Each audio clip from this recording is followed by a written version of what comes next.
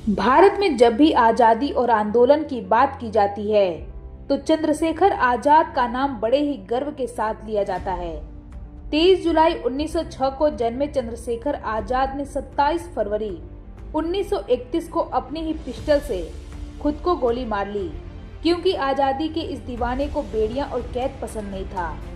चंद्रशेखर आजाद भारतीय स्वतंत्रता संग्राम के सबसे जाबाज क्रांतिकारियों में से एक थे। उनका असली नाम चंद्रशेखर तिवारी था, लेकिन उन्होंने खुद को आजाद घोषित किया और अंग्रेजों के हाथों कभी जीवित न पकड़े जाने की कसम खाई। 1921 में महात्मा गांधी के असहयोग आंदोलन के दौरान चंद्रशेखर आजाद सिर्फ 15 साल के थे जब उन्हें ब्रिटिश पुलिस ने गिरफ्तार कर लिया और उन्हें जज के सामने ले जाया गया।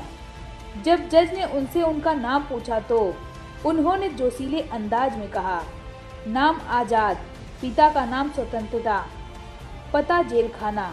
यह सुनकर जज गुस्से से लाल हो गया और चंद्रशेखर को 15 बेतों की सजा सुनाई। सजा के लिए चंद्रशेखर को मैदान में बुलाया गया। जैसे ही पहली बेत पड़ी, उन्होंने जोर से नारा लगाया, वंदे मातरम। दूसरा, तीसरा, चौथा, हर बेत पर वह वंदे मातरम चिल्लाते रहे। जब 10वां बेत पड़ा तो भी वह अडिग खड़े रहे, लेकिन जैसे ही 11वां बेत पड़ा, उन्होंने पूरी ताकत से चिल्लाकर कहा, भारत माता की जय, और फिर हर बेत पर यही नारे दोहराते गए। ब्रिटिश अफसरों को उम्मीद थी कि इतनी मार खाने के बाद वह रो पड़ेंगे या फिर दया की भीख मांगेंगे, लेकिन उनका हौसला देखकर हर कोई दंग रह गया। 15 साल का एक नाबालिग और आजादी का इस तरह दीवाना। 27 फरवरी को चंद्रशेखर आजाद की पुण्यतिथि थी। 24 साल की उम्र में ही आजाद ने देश की आजादी में अपनी जान गंवा दी।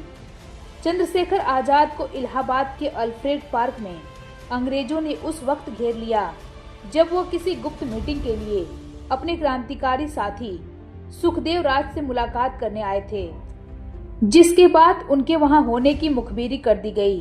क्रांतिकारियों की party Hindustan socialist Republican army, जिसकी स्थापना चंद्रशेखर आजाद, सचिंद्रनाथ सान्याल और राम प्रसाद बिस्मिल जैसे क्रांतिकारियों ने की थी।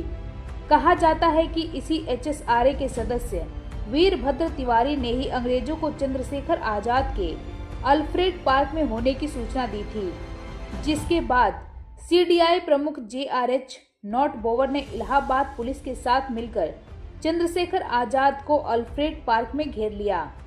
चंद्रशेखर आजाद ने सुखदेव राज को आजादी की लड़ाई जारी रखने के लिए बाहर जाने के लिए कहा और सुखदेव को बाहर भेजने के लिए उन्होंने कवर फायर किया और अंग्रेजों से जवाबी फायर में उन्होंने 3 अंग्रेज सैनिकों को मार गिराया।